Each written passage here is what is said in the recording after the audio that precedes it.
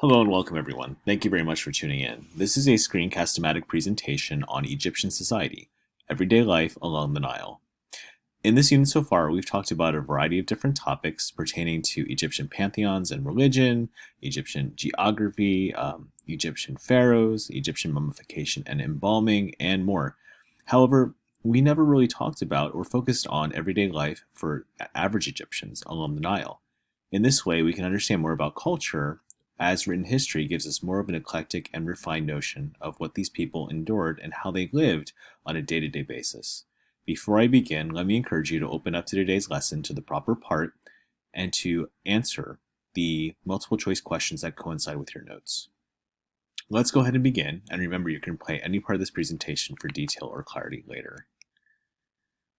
So let's recap some things you may or may not remember about pharaohs. Pharaohs were more than just rulers, they represented the gods and had absolute power. In many ways, they were unquestionable people with unyielding amounts of power, too. They still had to abide by the principle of Ma'at, which is justice and mercy, which was really important to the people of Egypt. It was believed that gods had once ruled Egypt, such as Horus, and when they no longer ruled, Horus sent his spirit to enter the pharaohs. So in paintings and carvings, many kings were shown holding the crook to represent the king as a shepherd and the flail to represent the king punishing his enemies. The crowns of the pharaoh. A sphent is a combined crown of Upper and Lower Egypt. The Kepresh is a bright blue crown and had appeared during the New Kingdom, more of a battle helmet to reflect the king as a warrior. The Atef is a tall crown adorned with ostrich feathers, with religious significance being tied to it, and a menes is a long striped headdress and had a vulture's head and cobra's head representing Nekmet and Wadjet, the king's protectors. You might have very well seen these types of renditions of helmets and headwear before in Egyptian culture and, of course, Egyptian history. Government and power. So power was centralized in Egypt, and the pharaoh made all important decisions. For example, the king's decisions were carried out by ministers, which is a difficult job to get and usually stayed within a family or a tight-knit group. The two viziers for Upper and Lower Egypt were the most important officials after the king itself. Later, a viceroy of Kush was appointed to govern Nubia, to the south. These people were in charge of all government departments and the justice system too. Below the viziers were the army, the priesthood, and the overseers of several departments. The biggest were the treasury, the granaries, and the royal works. Fighting forces. The Old Kingdom. So armies were small, local chiefs had bands of men, and the king could call upon. In the Middle Kingdom, however, the first full national army was established to ensure Egypt wouldn't split apart, as had happened during the First Intermediate Period. Egypt still used copper weapons at this point in history, and as you're aware, copper is a game changer for weaponry and warfare. But in the New Kingdom, Egypt's army became one of the most feared in all of the ancient world. You see, Egypt went to war regularly to protect and expand its territory. The pharaoh was commander-in-chief, and in this way they had untold amounts of power over the military and its expansion. The army was divided into units each named after an Egyptian god and containing 4,000 foot soldiers and 500 chariots. Veterans fought in the front, recruits behind them, and chariots were wherever they needed to be. If you remember from watching Mankind, the Story of All of Us, chariots were an incredible weapon in that not only did they move at a rapid pace, but they created this notion of chaos with the dust clouds coming up from behind and, of course, with you being able to fire while being mobile. We know what. With fighting forces, keeping in mind here, one of the most important things is that the army life was hard for soldiers. Soldiers could be maimed or disfigured tremendously.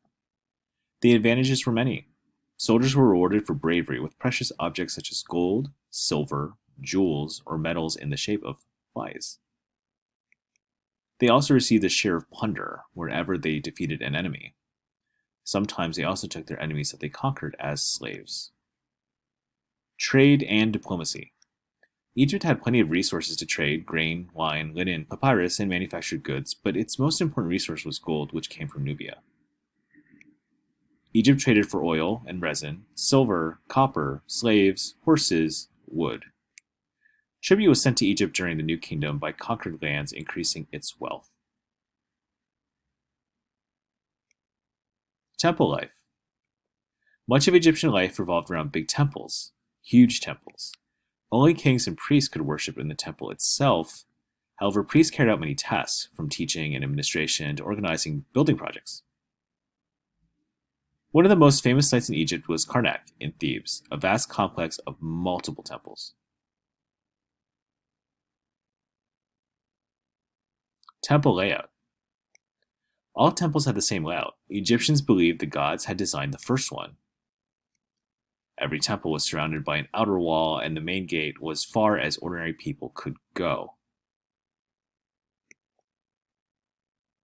These pictures here might better explain the reference notes. Additionally, with temple life, a statue was kept in an inner sanctuary which was thought to represent the god.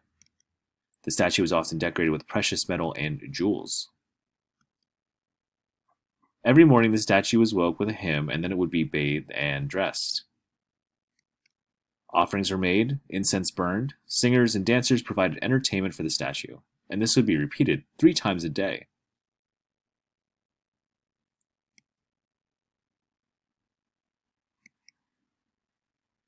As you can see here, it must have been quite the experience to be part of a temple ritual.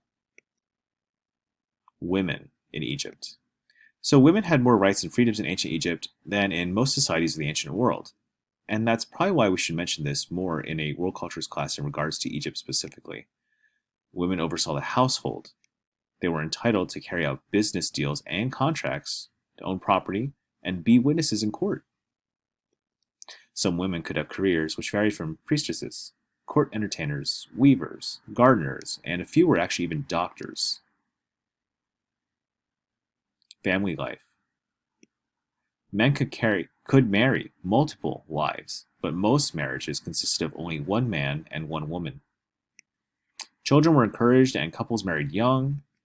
Marriages were arranged by families and usually between people of the same social status or social strata. Additionally, with family life, please keep in mind that marriage was a legal settlement made up of financial arrangements. Religious and civil authorities were not necessarily involved. Either couple could seek a divorce by simply making a statement in front of witnesses. Daughters were valued as much as sons, and when parents died, land was usually left to the son while property was left to the daughter. But this wasn't rigid, and daughters could inherit land as well. Also with family life, Egyptians highly valued and admired the family structure, taking inspiration from the legend of Osiris, the god of the afterlife. Osiris had received unwavering love from his wife Isis and eternal faithfulness and respect from his son Horus. Education. All children receive some level of education. Instructions in Wisdom was common text that taught children morals, ethics, and values. A primary function of education was to teach Egyptian children self-control, good manners, and to be contributing members of society. Some would say this is early civics education. At age 14, children were streamed into the careers of their parents. Sons of kings, priests, and administrative families received a more formal education, and in many ways it often lasted longer. Reading and writing was a priority as well as mathematics. And this was considered one of the greatest education systems of the ancient world. Farming life. Farming formed the backbone of Egyptian society. Egyptians could grow far more food than they would need to eat, and poor harvests and famines were actually rare. Extra grain was paid in taxes to the king, who used it to pay servants, finance building projects, or export it in trade. Also in regards to farming life, irrigation works were not as complex as those in Mesopotamia, but the land itself was divided into fields and still well irrigated. If you remember from Crash Course, we had mentioned something called basin irrigation. Floods came in July, the inundation period, and planting and sowing of the seeds was done in October. Harvest took place between March and June. Grain was loaded onto donkeys and sent to the threshing floor to be ground into flour. As you can see here, one of the most important things about Egypt's culture is their advanced economy and their specialization of jobs. Many jobs existed in Egypt, including skilled craftsmen, bakers, brewers, and many others. Beer was the most popular drink in Egypt and was made from the excess grain that was produced from the fields. Wine was drank by those who could actually afford it. If you remember, beer was a popular product that was given as a means of payment to a lot of the pyramid builders too.